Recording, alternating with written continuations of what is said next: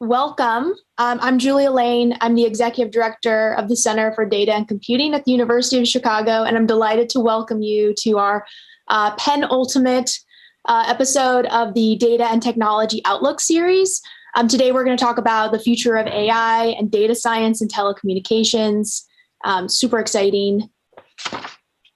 And while folks are joining and connecting to Zoom, I'll just very briefly kind of mention a little bit about the series and also our center, and then we can talk. And then I'll also introduce our speakers. So today's talk, again, we're going to be focusing on applications of AI and data science, and specifically machine learning for telecommunications. And this is part of this broader series that's focused really on these kind of critical conversations between leaders in industry and academia, talking about some of the most exciting topics in data science, and ideally, having a deeper and a richer discussion about these topics. So moving from buzzwords into sort of really getting into like what's actually working right now, what's the future of the field, and then what is the impact on society. So this topic in particular is, very timely, I think, as so many of us have moved from working in our homes and learning and as well into remote work. And so I think more and more we're thinking a lot about telecommunications. This topic is also very interesting for our center, which again is a research center at the university, and we focus on data science and artificial intelligence research. We also have a very interesting project that's focused specifically on broadband, and thinking a lot about the performance and measurement of broadband in different areas. So if you're interested in learning more about that project or learning more about CDAC's research in general, I hope you'll visit our website to learn more. So without further ado, I think I will introduce our speakers today. So I'll start with Bryan Larish, who is the Chief Security Architect for Verizon's Networks and Director of Wireless AI Innovation. He leads a team that plans and architects the future security capabilities of Verizon's networks. His team also develops artificial intelligence and machine learning capabilities that improve the performance of Verizon's networks. Prior to joining Verizon, Bryan was a technical director for enterprise connectivity and specialized IT services at a U.S. government agency, where he was responsible for setting the technical direction and development and operation of the agency's global network infrastructure. He holds a PhD in electrical and computer engineering from the Georgia Institute of Technology. Welcome, Bryan. And then I'm going to move right along to Nick Feamster, who is the Neubauer Professor of Computer Science and the Director of the Center for Data and Computing at the University of Chicago. His research focuses on many aspects of computer networking and network systems. And then finally, our moderator today is Professor Zheng, who is the Neubauer Professor of Computer Science at the University of Chicago. Her research focuses on mobile and IoT sensing and its implications on security, as well as her research is also focused on the security and privacy of deep learning systems. So without further ado, I will turn it over to Heather to begin our discussion. Thank you, Julia. Welcome, Bryan and Nick. So I'm very excited to be the monitor in this time. And, let me start to my questions about Bryan and Nick about this very exciting topic. So let me turn to Bryan first. So we just heard about your many accomplishments, especially in networking and security. In the next 30 minutes, so I'm hoping to take a deeper dive on behalf of the audience about your role at Verizon. So I have a prepared set of questions, so let me start with some of them. So within the first context of your role, can you tell us a little bit more about applying machine learning in telecommunication or networking? Are there, I guess I'm very curious, are there any unique challenges or opportunities of applying ML in these areas?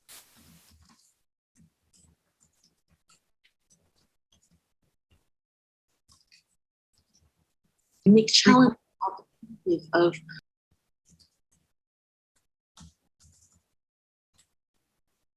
Oh, Bryan, I think you're muted. Still muted. There we go. How about that? Perfect. All right. Yeah, thank you for catching me and not letting me talk for 5 minutes on mute. So what I thought I could do is maybe give a couple of high-level, more general things that can help frame the discussion, and I think are topics that Nick and I have discussed as we worked on projects. So for my overly simplistic view, at the end of the day, machine learning and artificial intelligence are about finding patterns in data. And so from a telecom perspective, from a Verizon perspective, we use that as the driving theme for all of our projects. And with that as the driving point, we then say on any particular project, I essentially need 5 ingredients to make the project successful. And those 5 ingredients are, I need compute power, I need machine learning algorithms and models that I'm going to train, I need data scientists, I need data, and I need some domain experts that can help me make sure I'm picking the right use cases and interpreting the data correctly.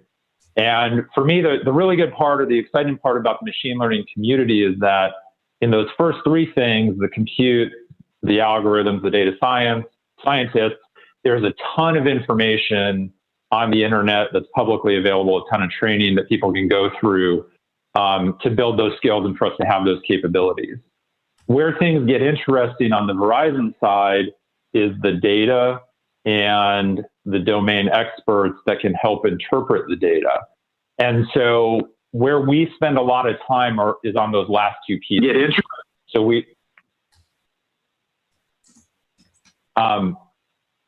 so on those last 2 pieces, really the domain experts, I think, is where I'll talk about now. And some of the challenges that we have are trying to say, okay, given I have all this network data, what are the meaningful use cases that we can tackle? What are those patterns that we can find in the data that will make operational impacts or improvements in Verizon? Generally, what we focus on are things around time series, so doing predictions of different performance parameters, different optimization problems. So for example, how can we configure networks more efficiently to eke out the most performance possible? And then some type of root cause analysis, error detection. And when you pull into any one of those problems, one of those use cases, some of the common problems we see are just the volume of data that we're dealing with.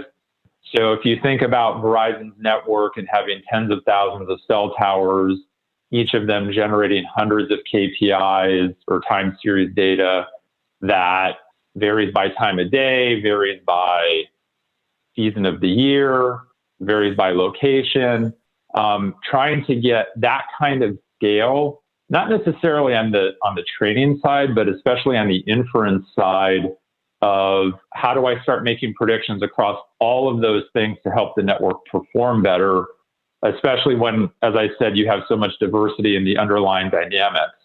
And that's something, Nick, where I think we've been working together trying to figure out, okay, how do we take something of that scale and understand, when do I need to retrain a model? How do I deal with this sort of messy data? How do I integrate into operational tools?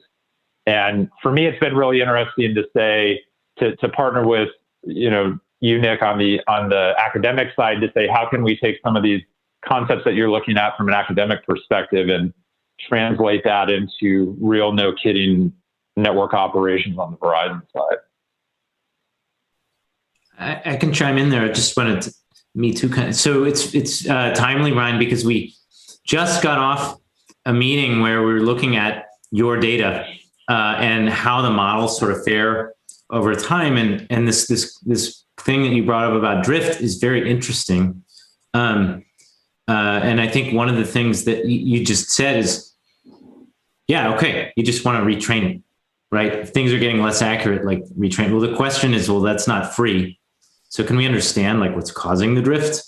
And I think one of the things that we're sort of looking at right now is, okay, you throw a bunch of features at the model, right? And then maybe in the test data immediately it works fine. maybe like next month or next year or on Saturday, it doesn't work, right? Or the error goes up.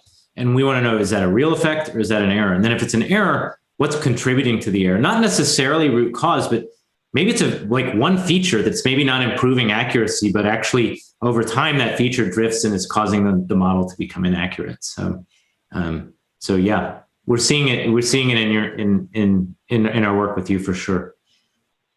And Nick, that's actually a really interesting thread to pull, because one of the things that we need to worry about at Verizon is, if we're going to deploy a model operationally, we need some level of explainability behind the model. And I know this is a general challenge in the machine learning space about how do we get better explainability. But one of the things I feel like that's unique to network is we're not looking at images or voice recordings. We have time series, or we have packet data or configuration parameters.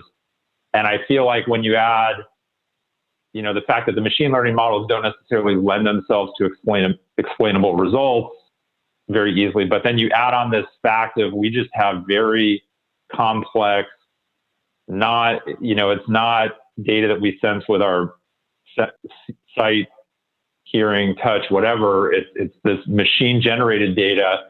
It's even hard to get somebody to look at it and help do some type of interpretation to make progress on that explainability front. Yeah, I love this discussion so far. So we've been talking a lot about the data. So I really like the connection and the difference between the telecom or the networking data or the cellular data compared to the traditional vision and speech data. So one thing I want to get upon is that, different from the vision and speech data where we have a lot of label data, a lot of the telecom data are not really labeled, right? So do you see there's any opportunities or challenges in terms of how we collect or analyze or understand these data, and what are the new opportunities that can lie over there? So I love that question, because it's something that we challenge our team with all the time. Is when we start a new use case, in many instances we don't even know what the label should be. And I feel like when you talk about machine learning for telecom or just general network data, it's not clear what the labels are. Whereas in other instances where machine learning has made a lot of progress, you have a lot more clarity on that front. But on the network side, to me, this is sort of a great area for research, or a great open problem, is how do we get the labels? And then before I throw it over to you, Nick, I'll even put an additional one out there, is we don't have the equivalent of ImageNet for network data. So how do I have some type of standardized labels? How do I have a standardized training data set where I can compare apples to apples, different models on network performance? And those things just don't exist in the network world. Yeah, so let me switch to Nick for a little bit, so Bryan can take a little break. So Nick, that question coming from Bryan, I directly relate to like network security, because I see the similar problem in that domain. Do you want to maybe talk about some of the open question in that domain, which we need to tackle to realize these adoption in the industry? How do we transfer the research outcome into the industry adoption? Yeah, let me take a swing at that, and then we can see about Bryan's take on it too from the industry perspective. I think just sort of talking about what Bryan just said about with regards to dealing with unlabeled data. I think one area where you can operate on with unsupervised techniques or a lack of labels is anomaly detection, and I think we've seen some applications of that of those techniques in the networking space. But there's a big elephant in the room there, which is that anomaly detection systems raise alarms. And I think one of the biggest problems that network operators can face in practice, as Bryan said earlier, is actionable outputs.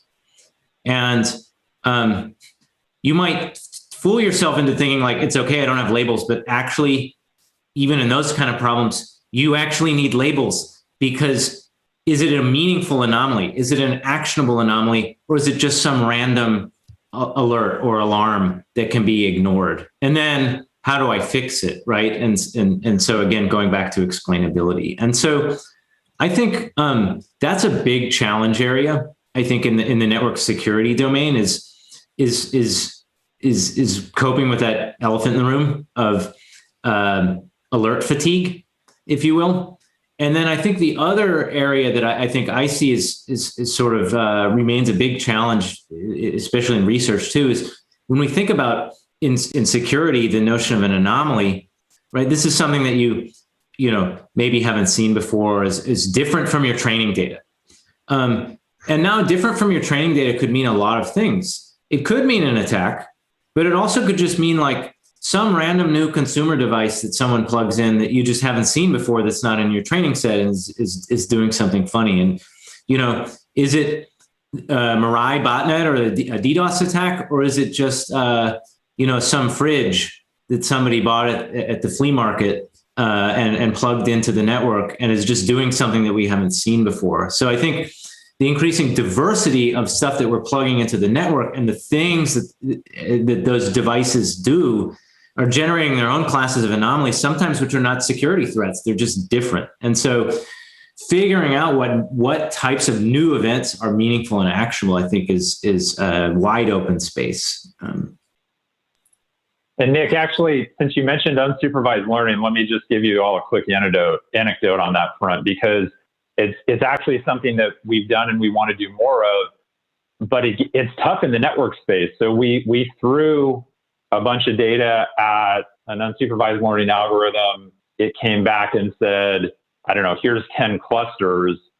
And if you're on a computer vision task or a language task, you can show those clusters to people and they can say, oh, okay, there's a bunch of cats in the cluster, so maybe that's what it's picking up on, or there's words about a particular topic. But on the network side, what do you do if I give you a cluster where there's 300 time series in it?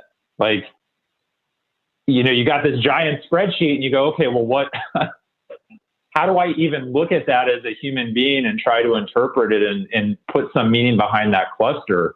And we've had a little bit of success with that. And we were able to show that, this unsupervised learning approach was able to learn, if you will, some basic anomalies in our network or basic problems that we would teach our junior engineers. It was able to learn a little more sophisticated problems that we would teach our senior engineers. But man, if you talk about trying to interpret those results and what it took and how much effort it took an engineer to look through those clusters and help us figure out what was happening, it was astounding. Yeah, so love these discussions. So there's clearly a lot of interest in understanding the data. So maybe Bryan, can you take a few moments to actually talk about what are these telecom data? So I think there are a lot of students and researchers on the line, on YouTube's channel, but what are these telecom data you're talking about? How do you describe them? Are they time series about their networking data, about the backbone, or about the spectrum? Can you say a little bit more about these? Yeah, sure. And so where my team spends most of its time is in the radio access network. So for those who aren't in the telecom industry, you can loosely think cell phone towers. And when we have that data set, I'd say there's really three buckets of information that we look at currently. So one is performance metrics coming off of the different cell sites. And you can think about those as time series. And so any individual cell site, may have, depending on how you count, may have 100 to, let's say, 500 time series coming off of it. And then, like I said, multiply that by tens of thousands of cell sites in a network the size of Verizon.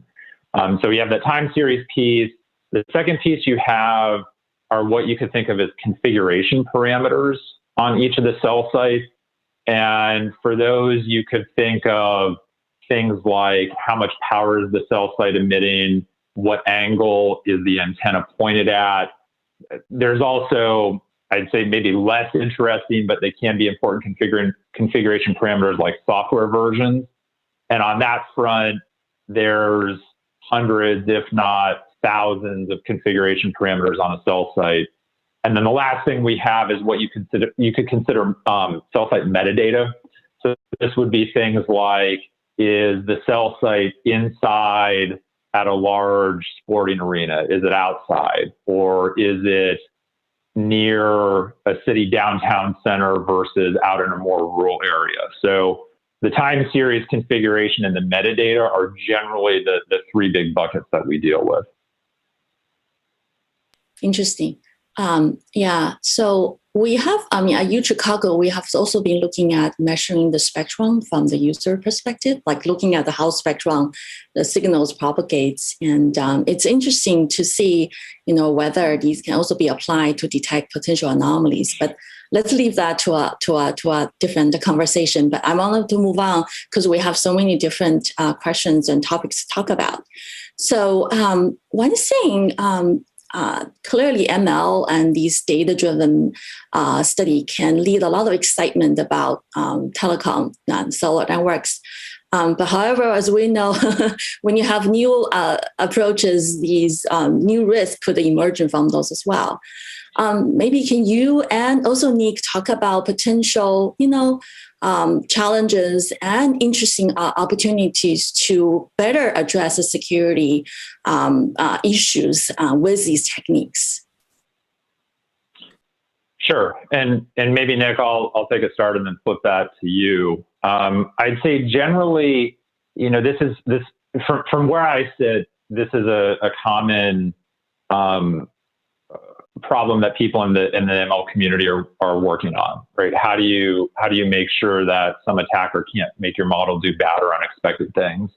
And from that perspective, I don't think we on the telecom side we would have a different perspective. And in fact, we have a person or a dedicated part of our team that's just going after, how might I break these models or get them to do something unexpected, and help us harden the model so that when we put them in production, they're robust to any kind of nefarious behavior.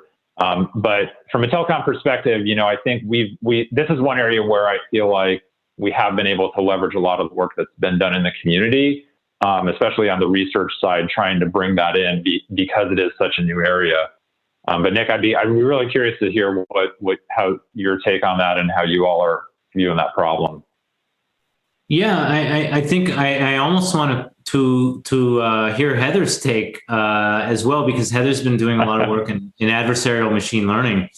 But I'll go first, and then I'd be really curious to hear Heather's thoughts too. I think when we've applied machine learning models to various kinds of security problems, we often think about, and also our reviewer community asks us to think about evasion, right? So how would an attacker evade this detection system, which is a different question than messing an automation system up and causing the system to do bad things. But I think the area of if I have a detection system, like an intrusion detection system or an anomaly detection system that relies on certain features, thinking about how an attacker might evade it, that area is a little bit more well plowed and well understood, right? Because we can reason about what features are important in that model, what things are basically effective for detection, and then if an attacker wanted to evade detection, how costly would it be for an attacker to change, to basically tweak those features to cause a misdetection, for example. So just to kind of give a concrete, like sort of a toy example, right?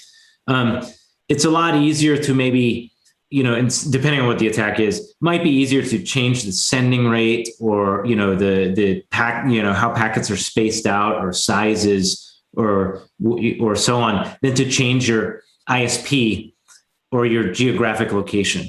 Or, if you have a botnet, maybe you can do that, but it's costly, right? So we can think about like, well, these features are important, but an attacker could easily, they're malleable. Like an attacker could change those to trick the classifier.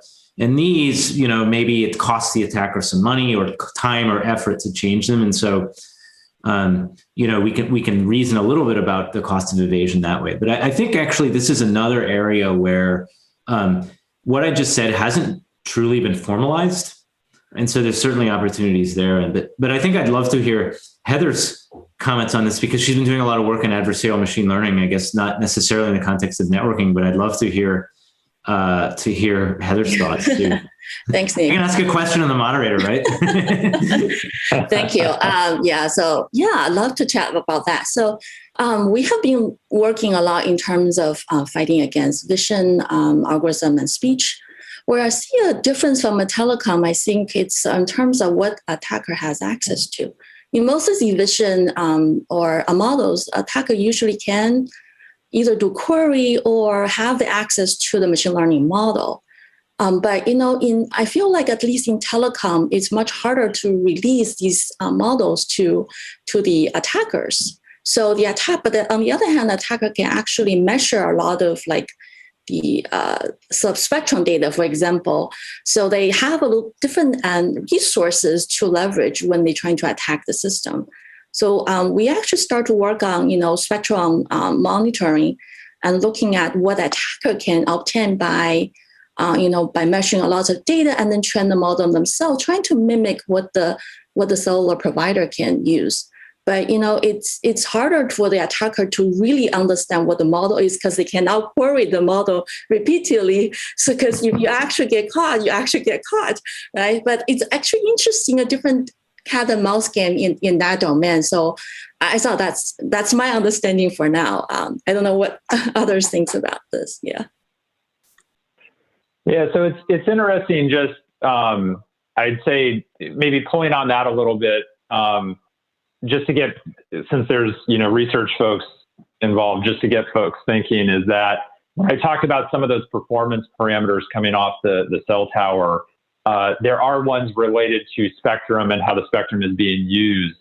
And one of the things that we've tried to do is, instead of just looking at those as a bar chart or a line chart, is take some of those performance parameters, create a visualization that, I'm generally over exaggerating here, but you can think about it as like an MRI or an X-ray of the network of the spectrum. And then we've tried to take computer vision techniques and try to find anomalies, or if we have a known set of anomalies for a particular type of interference or particular type of problem, that we can go ahead and automatically find them in the same way radiologists are using computer vision to find tumors and MRI and cancer views. Now, we haven't, Heather, to what you said, we haven't looked at sort of nefarious or security spectrum issues. We've had more, I'll say, mechanical issues or cabling issues that we could try. But I think that would be a really interesting sort of path to go down. Is could you bring more of that adversarial approach here to get a better understanding of what's going on with your spectrum? Great, thank you. Let me move on to a little bit a slightly different question. So we talk about a lot of exciting opportunity for data-driven one, but what about these new technology bring out by the, let's say, 5G or the new cellular technologies? Our audience will be very, very interesting to hear some of these technologies, and potentially either from your side or from research side, from Nick's side, is how they can be leveraged to provide more innovations in this domain. Yeah. So let me maybe say something short, because I'm really curious to hear your and Nick's opinion on this. But one of the things that goes through my mind often is if we started from a place of machine learning works by finding patterns in data, and we wanted to use machine learning as broadly as possible in the network. That's not necessarily the goal, but if it was, would we design the network differently? And would we design the operations tools differently to generate more rich or more informative data where we could start, applying the models? Today, for better or worse, we kind of build on existing legacy protocols and we take whatever data we can get. But for me, the sort of really interesting thing or thought experiment is, if we took a data first approach, would we do something differently as we designed the networks of the future?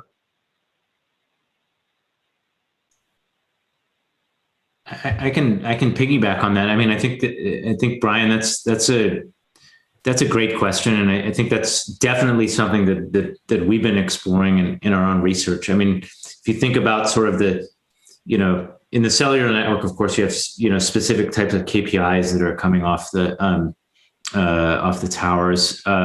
If you're looking at the EPC, right, the packet core, you have other measurements you can take. It's typically like whatever the hardware is going to give you, net flow or something like that, right? And then I think basically for as long as we've been doing machine learning, applying machine learning to networking, which is like a couple decades now, we've kind of taken the data as fixed.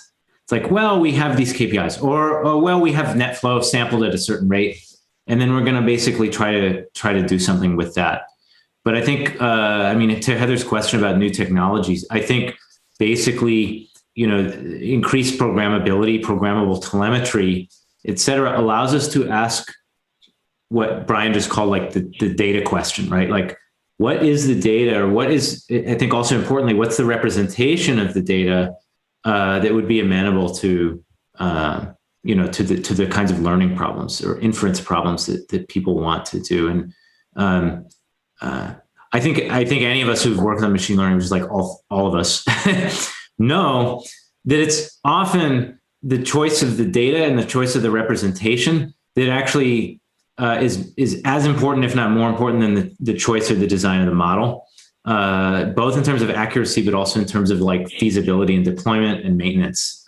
So I think before we had our hands tied, right? It was like, well, here it is. This is what you get. These are the KPIs, and here's some net flow. But now I think we can start to ask the questions that you pose, which are like, well, what actually do we really want? Like, what would be most usable, most maintainable, most efficient, and yet yield good prediction accuracy? And Nick, I think you highlighted something key there. Is it's not necessarily about just more data. It's about getting a higher quality training set so that you can find the relevant patterns. And I feel like a lot of times it's just, I need more. And then the more you get, the more it costs. And I think there could be some really interesting, thought experiments or research problems around, can I put more telemetry or more sensors out in the network, but do it very intelligently so that I'm collecting a higher quality training set instead of just getting a greater volume of data? Yeah. So another thought I just come up with is like, as we pushing more of these cellular connections onto in machines as well as like IoT devices, it's interesting that we're all mingled together with the Wi-Fi, internet, IoT. So it's a fantastic set of ecosystem. I'm a fan of mobile sensing, so I've been also using millimeter wave to actually sense the environment, helping drones things. So I thought that's also some interesting direction to think about as well, and potential any issues with data associated with that. But let me moving forward, because I have to, before it ends, I have to ask this question on behalf of the audience. We have so many interesting audience on the line, but I think one thing we would love to ask Bryan is that what advice would you give to students or anyone who is interested in getting into telecom or especially machine learning in telecom? What will be the key advice? Like, what experience would they need to get a job at Verizon? So we're hiring. So that's the first. But I think, in all seriousness, so I have a very specific perspective on this, given my responsibility at Verizon. And so that perspective is machine learning is a tool. It's a very, very powerful tool. But again, from where I sit, it's useful because then I can apply it to different problem domains. So my advice would be find a problem domain where you can become an expert And, if I go back to that ingredients list of what I need to be successful on a project, having a domain expert is one of the most important things and one of the hardest things. So my advice would be is find an area that you think is ripe for disruption or use by the machine learning technology, become an expert in that, and learn how to use machine learning as a tool to satisfy use cases or needs in that domain. So again, I'm very much biased because of where I sit, but that's how I think about it, and how we sort of as a team think about it is get that domain expertise and then have the machine learning tool in your tool belt that you can apply to problems in that area. Interesting. So we'll keep that in mind. So finally, to wrap up this question round or the discussion round, so maybe I'll direct this one for Nick and you together. Is can you speak a little bit about how industry and academia can work together? What do we bring to the table together and then complement each other and potentially set up a collaboration between the two fantastic entities here? Feel free to jump in, whoever wants to go first. Nick, you want to jump in first? I've been talking a lot.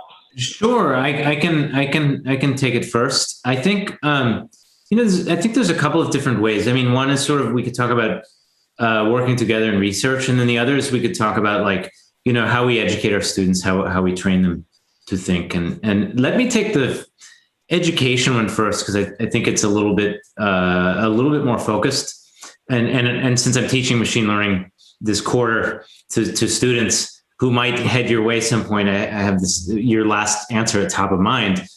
I think one thing that I think we could definitely work together on in that area is use cases and case studies, and getting students at all levels experienced in applying these techniques to real world problems.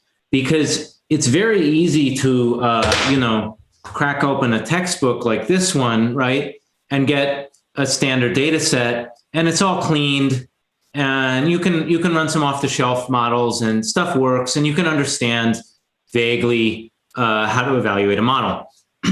And then you look at something like the Verizon data, and that's probably complex enough to get a PhD on, right? And so we need to kind of bridge that gap, right? So that not everybody's going to get a PhD, but there are plenty of people who we could basically educate and train on how to basically apply these models to real world data that could eventually join teams like yours. And so in order to do that, though, I think we have to open that conversation and work together, because as we talked about earlier, label data is hard to come by.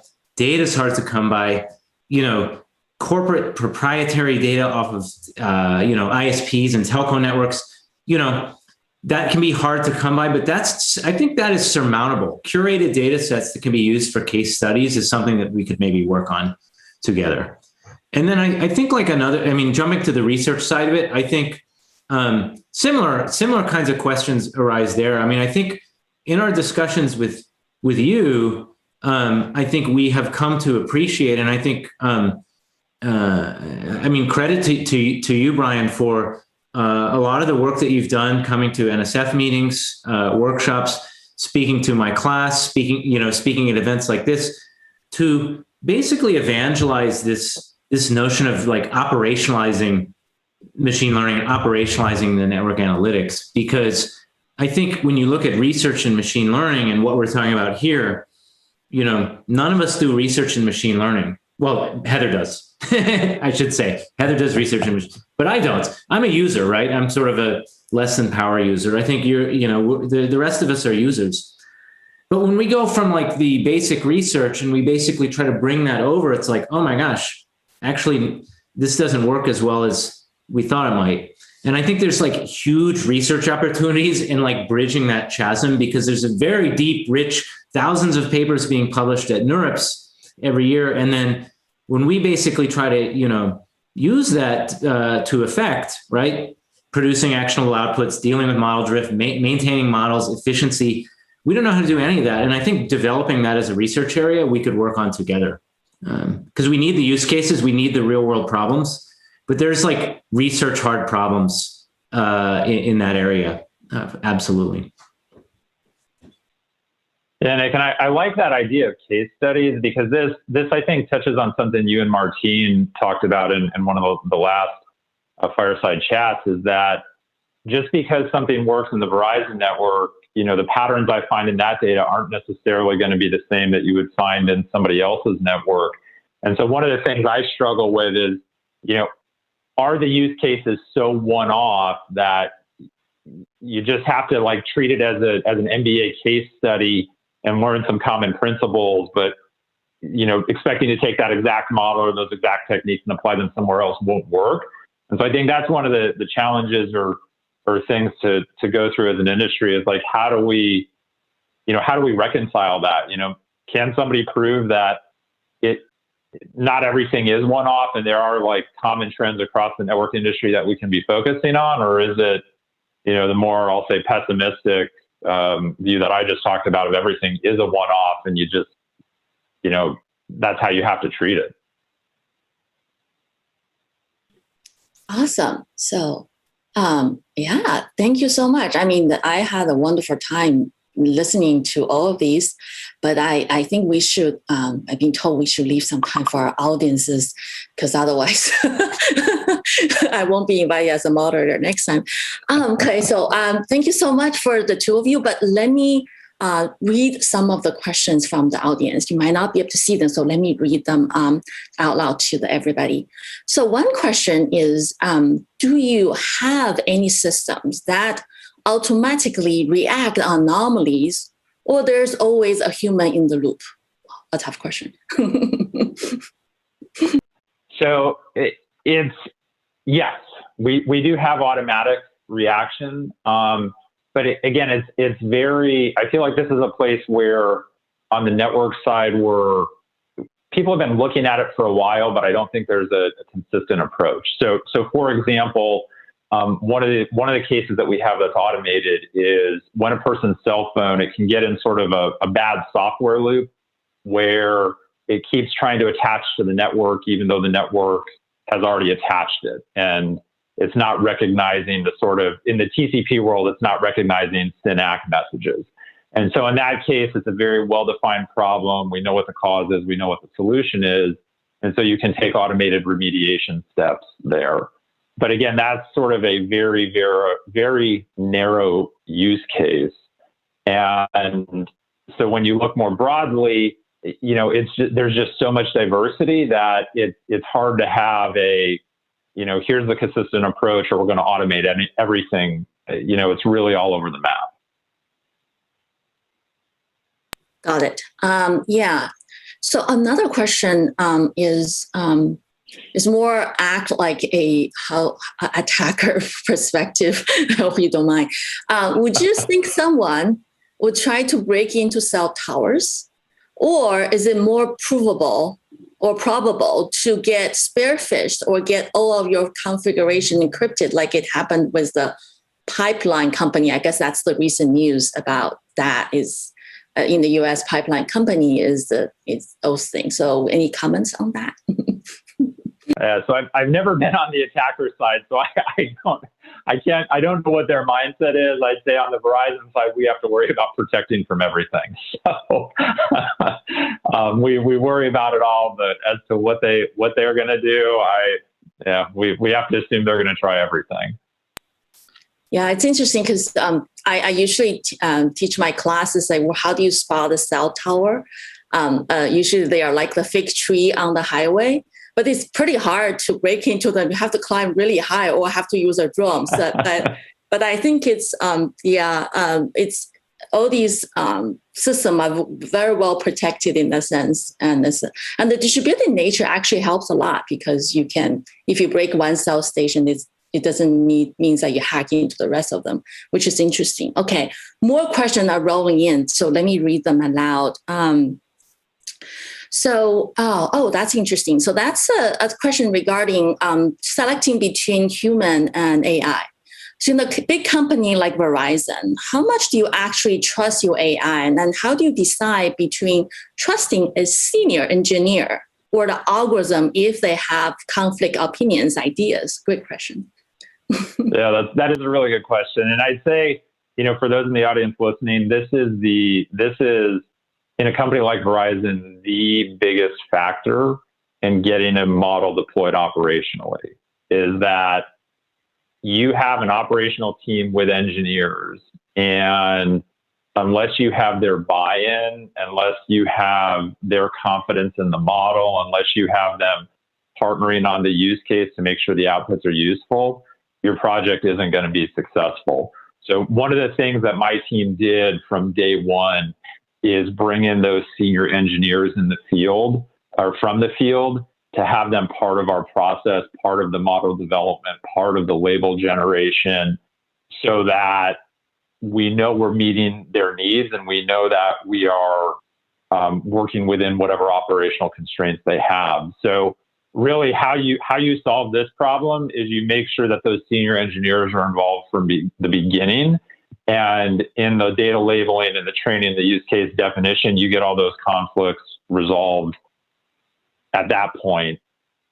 And then once you build a model that, performs to the level of accuracy or whatever is needed, those discussions, or any disagreements have already been resolved. So, and I think that this is one, I don't know, Nick, if you have any perspective on this on the academic side. To me, this is one of the really hard parts, or one of the big gaps that needs to be bridged from ML in an academic setting to making something operational, is that you don't have those operations people with all those realistic constraints in the academic setting. And a lot of times those end up driving quite heavily what your solution is.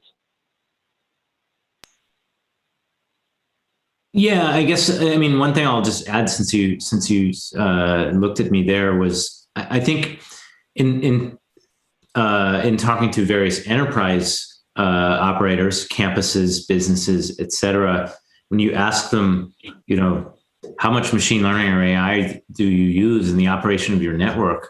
Like in practice, it's often like not much, or they have to think, and it's like, oh wait, actually, yeah, we bought this thing from this vendor, and like it seems to like claim that they use AI, but we don't really know what it does, right? As far as AI is concerned, and so it seems like we're fairly early days. At least, that's enterprise, land. I think we're still fairly early days as far as like the deployment of these kinds of systems, and like the operator,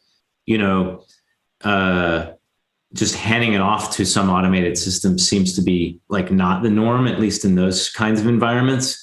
And to the extent that there is AI or machine learning deployed in those kinds of settings, it's more about, can we help the operator who's running the network understand the data better?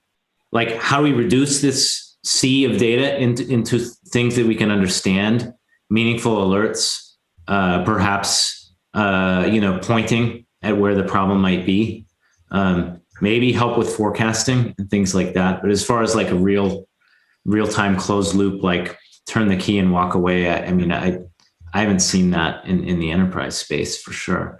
But absolutely, this sort of like, help me make sense of this sea of data, help me filter it down into things that I really need to pay attention to. I think there are some, definitely some systems deployed that help operators do that for sure. Some of them use AI, some of them don't. Yeah, and I don't know if this is just a networking thing, but I feel like in the enterprises I've worked with or I've talked to, so much of these operational constraints just drive ultimately how the network is run and what's done. And a lot of the theory or the art of what's possible, it's just, once you start laying the operational constraints on it, you lose a lot of that more future forward-looking stuff. And, I don't know if that's just inherent to the network and we don't have that in other domains. I don't know if that's just part of being a large enterprise and happens everywhere, but that's definitely a theme I've seen. Actually, I'd love to assume the role of moderator for a second, just ask you a question too. It's like, how much of that do you sense is cultural?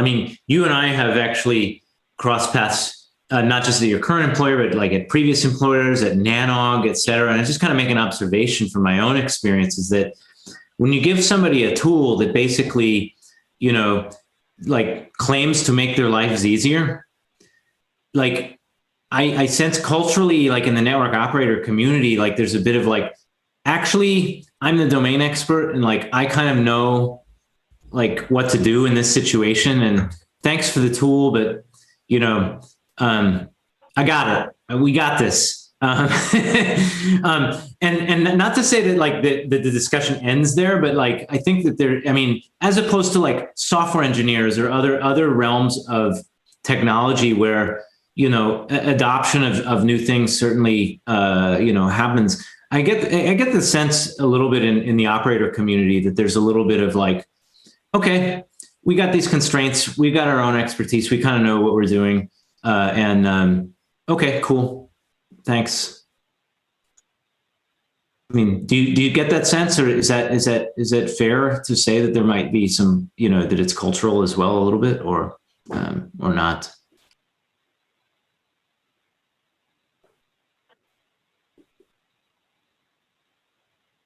So Nick, maybe I'll jump in there since it sounds like there's a pause. I was actually asking you. Yeah. Oh, you were asking me? Sorry. Jeez. So yeah, I don't know if it's a cultural thing. I mean, it's very person dependent, because I'll tell you, we when we started this team, like I said, we made a really big effort to find people in the field that were, having use cases, wanted to push the boundaries of technology. And I'd say we've been pretty successful. Like, we've deployed stuff. We've got the field, the operations team's buy-in. We've got their, support of these tools. So, I think if you approach it the right way, the cultural aspects haven't been as big of an issue.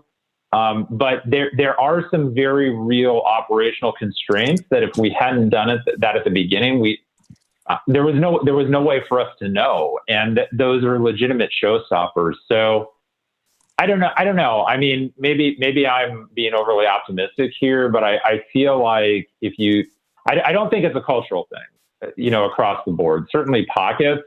From what I've seen, at least with the current stuff, there are real operational constraints, and if you don't account for it, like the people just can't use the capabilities. That's very nice. Yeah. So I've been signaled I need to wrap up. But thank you so much. I will switch gear to Julia, which will do the concluding remarks.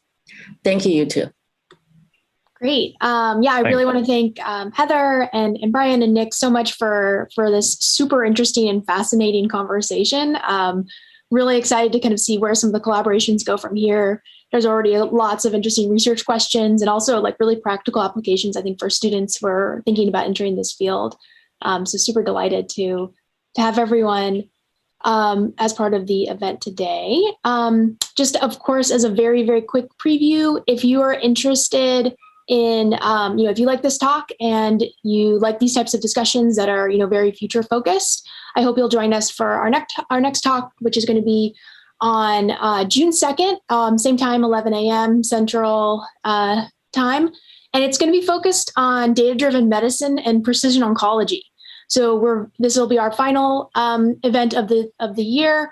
And we'll have two super fantastic speakers, Dr. Olapati and Eric Lefkowski, who is the founder and CEO of Tempus.